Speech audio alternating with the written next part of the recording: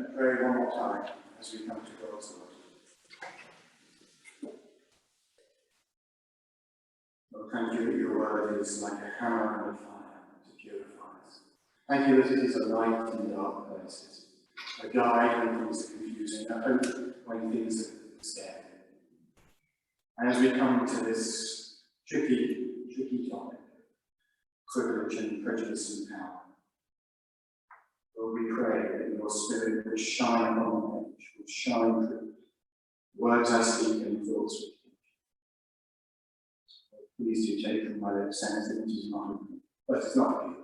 Please do fill it with everything that is of you. Please we meet you in your word. Amen. Power and privilege and prejudice, the last of our difficult issues. This is a sermon I almost didn't write.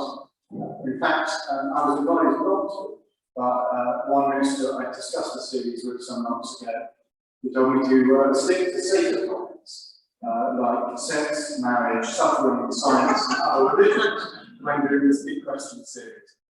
This one he said was too controversial to be discussed in church. I hope he was wrong. I really hope he was wrong. Because if we can't talk about hard things in church, where can we talk about that? Issues of power and privilege and prejudice have been at the heart of some of the fiercest debates our culture has been having for the last 100 years. And we want to be part of this world. We have to think about them. We have to be able to talk about them. To be able to be part of those conversations. And that means we have to be able to talk about them in church. Because if we don't get our ideas about them from the Bible, we will end up getting them from the world around us. Actually, these are issues the Bible has a lot to say about, a lot of precious, important things to say about. So what I want to try and do in this sermon is not tell people what side to take in any of the various debates are. So to make sure we're coming to these conversations with a framework, with a language that is drawn from the Bible, not from the world. I want to try and help us see what I think is the richness and the uniqueness of the Bible's perspective on these topics. I think if we do, we really get our heads into the Bible perspective, then we will find truths that challenge us, whatever we think about the debates swirling around us. And I think we will find truths that offer us hope, however depressing and discouraging and divided our society can sometimes look. Because the gospel is good news. It is good news for everyone. It is good news for every situation. It is good news for a divided world that struggles with power, privilege, and prejudice. So please bear with me as I try and tackle this topic. Please discard anything you think is just silent. Please hold on to anything you think is from God. Before the good news, the bad news, the diagnosis. It's no surprise to anyone that it's become a cliche to say we live in a divided world. We've all, in theory, accepted that prejudice is wrong, first of all, especially the big prejudices like racism, sexism, classism, discriminating against people based on their gender, their ethnicity, their social background. We've all, in theory, agreed that that's wrong. But that hasn't always taken them away. We still have issues with prejudice. On the one hand, recognising that something is wrong doesn't stop it happening. We all know that as Christians in our own backgrounds from sin. So prejudices linger. And on the other hand, precisely because these sorts of sins are some of the few things that everyone in our permissive society does genuinely believe are wrong, almost everyone. They get used as a weapon far too regularly. You don't have to spend much time on the internet or much time reading the papers to see allegations of prejudice thrown around like confetti. I've never yet seen an election where allegations of prejudice about gender, class, and ethnicity weren't thrown around. And then more recently, we've seen a whole lot of new prejudices added to the collection. Homophobia, transphobia, Islamophobia. And maybe we find ourselves a bit more sceptical about some of those. But they're rooted in the same general of acceptance that prejudice is wrong. And they're rooted in the same unfortunate fact that it's very easy to accuse people of, which means they're easily wielded as a weapon in our political wars and our cultural wars. And so because they can be abused, that means that on the other side of things, many are prone to stop taking seriously any allegation of prejudice, insist that it's a problem of a previous age, or see it as all blurred together, political correctness gone mad, and not take it seriously. And so real problems with prejudice can be ignored or dismissed. People either get very defensive about it, none of that here, or very aggressive and see it everywhere. And isn't that a recipe for division? Isn't that a recipe for conflict? A world torn between the aggressive and the defensive. Wrapped up with it all comes conversations about power. Not just the abuse of power by corrupt individuals, politicians and celebrities and CEOs, we're all used to that. But conversations about how groups of people in a dominant position in a society or a community can unconsciously, unintentionally, subtly make life harder for others. Because not all power is obvious, is it? Not all of it is hard, institutional, legal power. Lots of different ways to have soft power, being influential in society, being closer to the leaders of power, or even being the in crowd in a school year. They're all forms of soft power. And we know, don't we, that power tends to corrupt. Absolute power tends to corrupt, absolutely. And that famous old maxim, it doesn't just apply to people out there, to dictators and tyrants and politicians. It applies to clubs, communities, and churches. It applies to us as well as others. Power is a problem.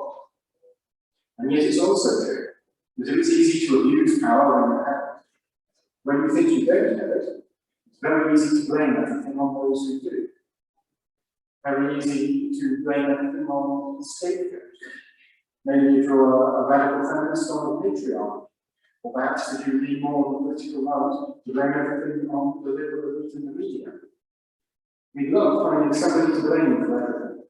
Somebody we think has more power than us, who can therefore be the culprit. Because if you can blame somebody else, you don't have to blame yourself. And if you can find people with more power than you, they must be the bad guys, and you must be the good. But the trouble is, the fact that other people have more power than you doesn't mean I'm innocent. Other people's failings don't take away ours. Blaming others for what they get wrong, well, it gives me the illusion of righteousness. And it gives me an incentive to find things to criticize in others. It gives me an incentive to find faults so I can feel better about myself. And isn't that a recipe for division? We're looking for others' faults and ignore our own. So we've got a problem. We've got a mess as humanity. And I'm going to try not to tell anyone what to think about the politics of it all. But I want to remind us of the gospel we believe, because I think it cuts through that mess with a very different story. A story that has a lot to challenge us with, whichever side of all the various debates we might encounter.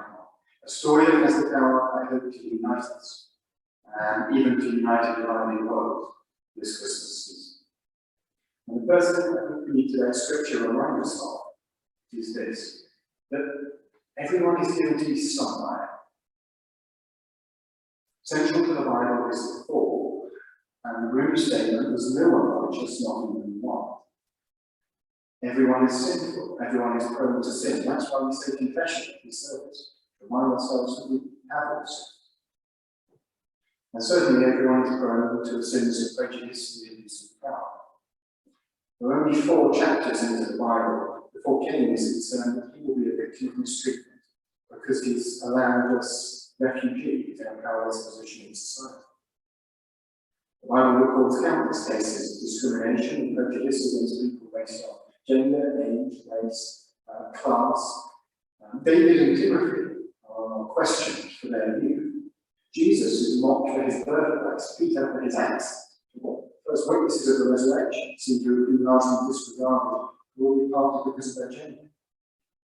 And even the good characters like David, well, doesn't he abuse power with Bathsheba? Even the disciples showed prejudice against the Samaritans. And the Israelites, having been victims of slavery and oppression in Egypt, go on to impose it on others. And what all this should teach us is that we can't dismiss these problems as problems for other people, or other times, or other lands. We can't insist that we don't need to examine ourselves for these things. They aren't a problem anymore, or that we're far too nice people to harbour anything like prejudice.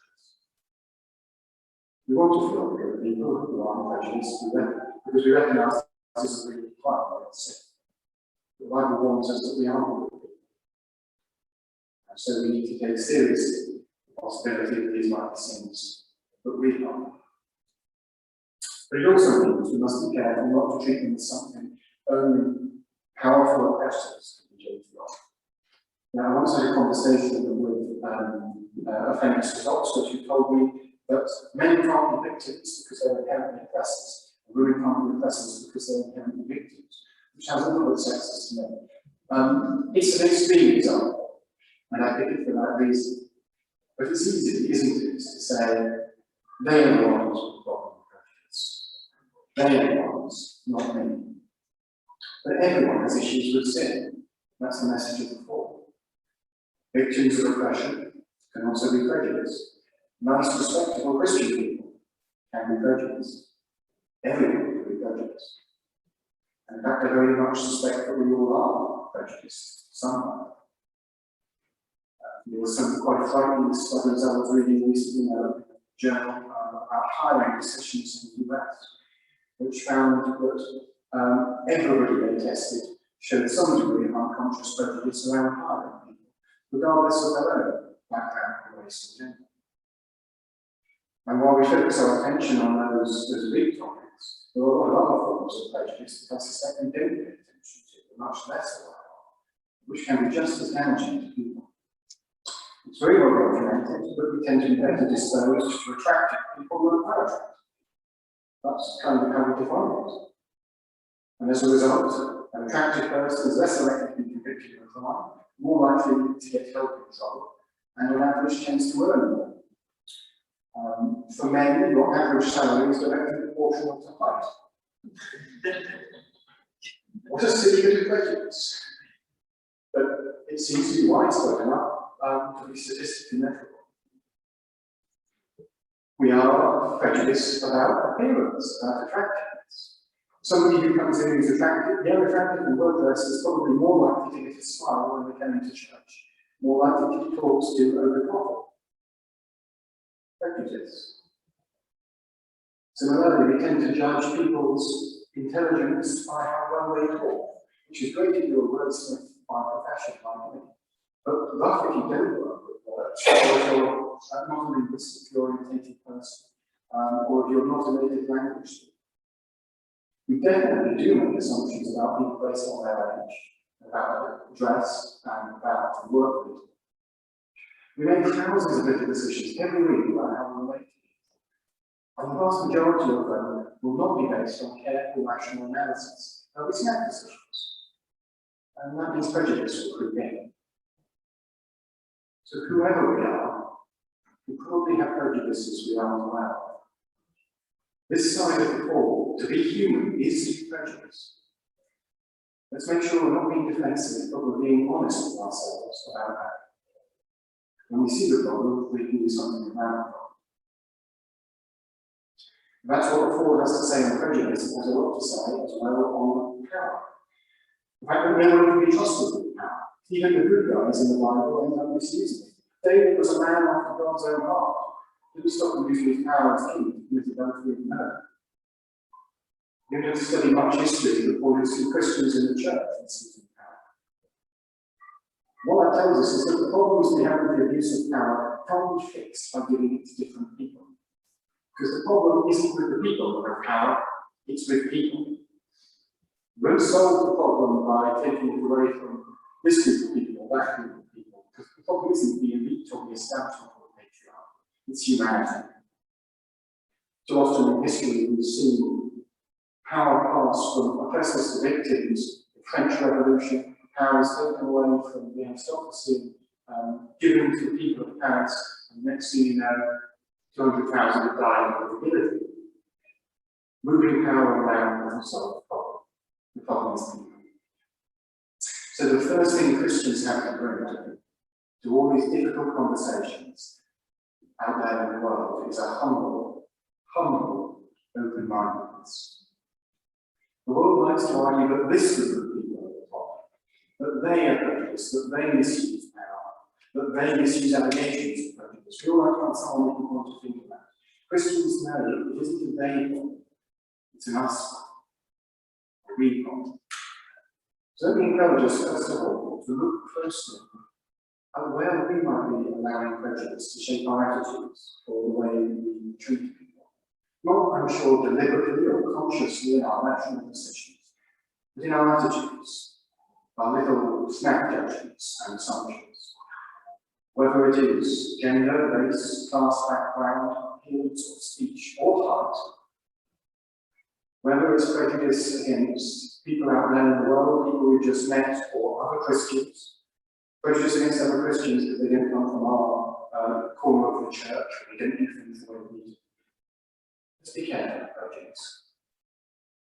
It's ingrained in human nature. We're called to a new nature. So let's bring humility to these debates. Humility that says, this is not their problem, it's our problem. That's the warning. Praise God, it never ends with the warning. People are the problem, but God is the solution. And so the second truth the Bible brings us to in all of this is the message of the servant king. The message of one who is both the powerful and the weak. A message that is probably nowhere so called beautifully as in that passage. You know, our world likes to divide people into these two boxes. Privileged, powerful, prejudiced persons, and the victims, the helpless and the innocent. And one of the bad guys and one of the good guys. But as we just talked about, that causes problems of its own. Taken one way, it can tell someone that if they've been a victim, they're always going to be powerless and helpless. Taken another way, there can be power in a claim to victim. We sometimes see people today struggling to find a reason to present themselves as a victim, because then they become a good guy instead of a bad guy. Cynically, wonders if that is one of the reasons behind the recent growth of some of the newer victim categories around gender identity and sexuality. But that's probably too controversial for this. But the irony is, in that sense, that a claim to victimhood can also be a claim to power. To make the world dance around you. And where victimhood is genuine, and it very often is, it doesn't mean that the result also gets it. It doesn't mean victimhood does not make one innocent. Being a victim in one part of your life doesn't cover the sins in another. I think we need to give ourselves that it does. But because I've been mistreated over here, this way, in this part of my life, I can't be blaming for anything I've done in another part of my life. And of course, that's not how it works. So there's danger in the victim category, and there's danger in the oppressor category. Someone has to wield power, but because no one is righteous, we all have to do this to be an oppressor. The moment we stop being victim. Half our history has been that cycle going round and round. Think of the communist revolutions in the last century. Shifting power around doesn't solve the problem. There must be power. But whoever has power swiftly becomes privileged, usually prejudiced, and tends to abuse that position. Because power tends to corrupt fallen people. But if power and victimhood are problematic, the heart of the gospel is a story that turns all of that upside down. Philippians 2 breaks it down neatly. Jesus had all the power and privilege he could ever imagine. He was in very nature God. You did not get more powerful than that, more privilege than that. But Jesus gave it all up to take on the lowliest of roles. And look at that descent. He didn't just become human. What a step is that from God to human? He didn't just become human, but a servant of all. Not just a servant of all, but dying. Not just dying, but dying on the cross. The worst death imaginable. Jesus comes all the way down. He gives up power and becomes a victim. Not to make himself righteous, but to make us righteous. He was innocent when he had power, and innocent when he was suffering. Jesus was the one truly innocent victim, yet also the supreme, wise, unprejudiced creator of power and privilege of authority. Jesus dies at the hands of an abusive man. He knows what life is like. And yet, at the very point of his victimhood and vulnerability, as he hung helpless on the cross, he was accomplishing the most powerful act of God ever: the salvation of the human race, the victory over sin and death. So Paul comments in 1 Corinthians that the cross looks like weakness and folly, but it is the power of God, the wisdom of God for those who believe. Because in Jesus we see power and victimhood reconciled and redeemed. We see in Jesus power we can trust, power that is not abused. We see one who knows the depths of it and one who wields power without prejudice. Throughout his ministry on earth, we see Jesus constantly overturning the conventional prejudices of his time. Look at his attitudes to women, Samaritans, Gentiles, lepers, tax collectors, Roman soldiers, and the like. All of those were viewed as outsiders, treated with suspicion by contemporary Jewish thought. But Jesus connects with all of them, usually better than he does with the insiders. And often the most striking displays of faith and courage in the gospel come through them, through these seemingly unlikely people to contemporary prejudices, overturning all the assumptions of the age about who was in and who was out. Jesus drew them into his ministry. And more than that, Jesus constantly demonstrated he knew people.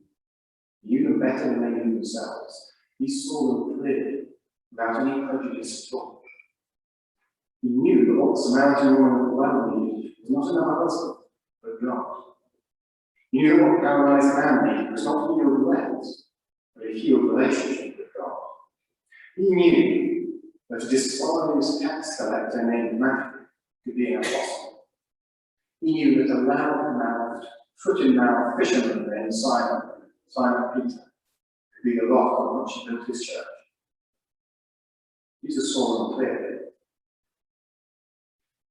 Jesus saw them without any prejudice at all. The problem with prejudice is that everyone is prejudiced, but not Jesus. Everyone abuses power or abuses victimhood, but not Jesus. So the second thing Christians can bring to these conversations is hope. Hope that says there is one person who can be trusted with power. One person who knows what it is to be at the bottom and at the top, to be victim and powerful. One person who has handled vulnerability and responsibility and handled them without fault. One person who sees us as we are, without any prejudice at all. And the really good news is his is the kingdom, the power and the glory. He is the one who will get the last say on this world. Not the privileged and the powerful and the prejudiced, but Christ, who left the glory of heaven to die for us. The first and the simplest Christian creed was just Jesus, the Christ, is Lord. But this Jesus now has all the power in the world. We can't resolve this mess in the world, but the power is in the hands of one who can. One day he will. Is that not good news? And when it comes to invitation, if you can't trust others with power, if you can't trust yourself with power, will you trust him? Are you willing to let him be your Lord, open your eyes, and change how you act? Because the promise of the gospel is that God isn't just saving and forgiving us, but is remaking us into the likeness of Jesus himself. We inherit a fallen nature, this prejudice that can't be trusted with power or anything else. But God is making us like Jesus. And Jesus was master with no privilege, prejudice, and power. That's the hope of the gospel. But it will happen as we trust him, as we obey him. As we let him be the Lord of the world and in my life, the Lord of my heart. And that challenge brings us back to Philippians 2.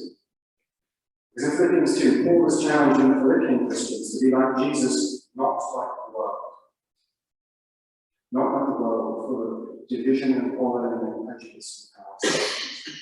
Rather than dividing or focusing on others, Paul says to them, unite by focusing on Christ. They're to use their power to bless one another. They're to give others as an opportunity to serve, not an opportunity to get ahead. Not as a threat to be defended against or exploited.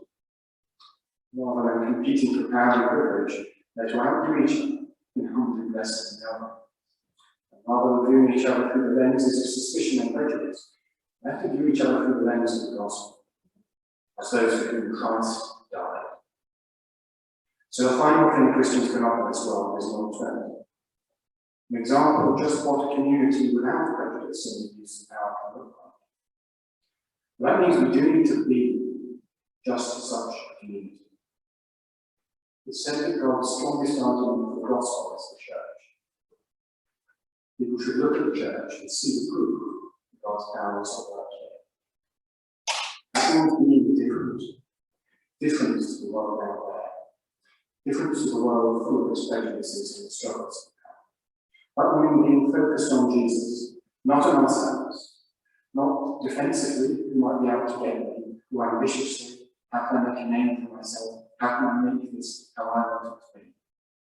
Some prejudice gets in, I think, in one way when we're involved in church with a suspicious eye, looking at others with threat or hostility. If you look for that, you'll tend to find it. Or it's in become the self-centered eye. What can church do for me? How can I look good to enhance my standard? Or how can I get what I need? Or maybe it comes in when we just think about the others inside our own little hut. We want a nice, comfortable huddle where everything is how we want it and nothing gets changed, or everything is familiar.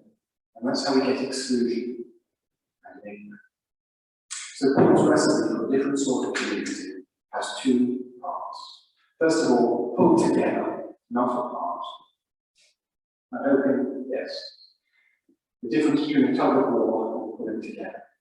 Pulled together, not apart. Paul tells them, be like-minded, having the same love, being one in spirit and of one mind. Other versions translate that, being of one spirited purpose. The idea is that the Philippians are to be united, they're all working for the same thing. They're united in what they believe in and what they do, united in their mission. There are a few better ways to bond with someone, but working together on something hard or worthwhile. Churches that work together, stick together. Churches that stop looking outwards to their mission to the world, start looking inwards, they tend to get into difficulty. Churches that pull together towards a common purpose. It helps people to draw together, come closer and see the worth of other people as they work with you about the same task. As you see them use their gifts that you don't have to help your common goal, to help what you're all working for. Above all, as you see people that believe the same gospel, follow the same Saviour, headed for the same destination. It's harder to be prejudiced against people who fought, done mission with, prayed with, wept with, and shared the joys and sorrows of the kingdom. So Paul tells them, pull together, not apart. And his second command is to tell them, look to Jesus, not yourselves, and not others. But this isn't new. We've heard it before. I've preached it before. I'm going to preach it again. Because we all need to hear this again and again. We're also very good at letting our eyes drift away from Jesus to other things. What we think is the here and now. We're very good at finding ways to keep our eyes off it. And when we do, it all starts going wrong. Maybe we do it when we let things other than the cross take centre stage. When we reduce the gospel to a mechanism that we acknowledge, yes, Jesus died for my sins, moving on, and we didn't really stop thinking about what it meant for Jesus to do that, what it cost him. So as we come to Christmas this year, let me challenge you, look afresh at Jesus. Remind yourself of what you already know about him. Remind yourself what it cost him to save you. Remind yourself that he did it not only for you, but for the Christian who drives you up the wall, who you think has it in for you, or who doesn't get it, or is clueless about what they should be doing. Who do you find hard work? Please don't point. But who do you find hard work? Well, look at them through the lens of Jesus. Look at the humility of Jesus. What he put up with for you. What he put up with from you. Look at the patience of Jesus. Look at the sacrifice of Jesus. What he was willing to pay for you and for them. How precious they are for him. Look at the plans of Jesus, which he intends to make and to make him that.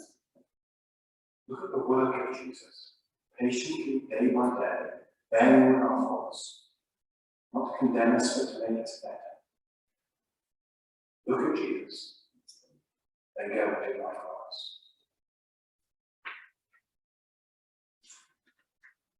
Christians can and should have something to say about big debates and our world with the swirl around. But we will be of most use to ourselves and to others and to God. We do so, first and foremost, as Christians. That means humility, honestly facing up to the fact that we are to prejudice and misuse of power, just like everybody else. But this is a human problem, not a them problem. Not a problem with one group or system or ideology or class. It will mean pointing to a hope that we have in Jesus. Jesus who cut through the whole debate, who knew both power and victory. It was without sin.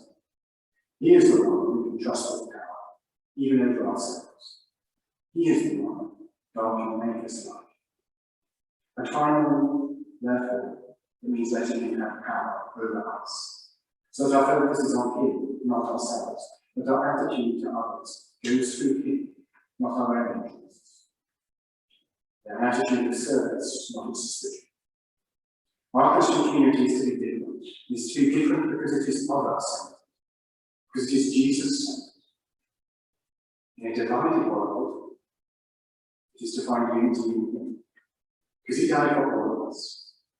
He shows us how to love and serve everyone, even as he died and served even his enemies. So in short, remember the gospel. The best antidote there is to power and privilege and prejudice. That's what our world needs to do. That's what we need to do. That's what we need to live. So go and act.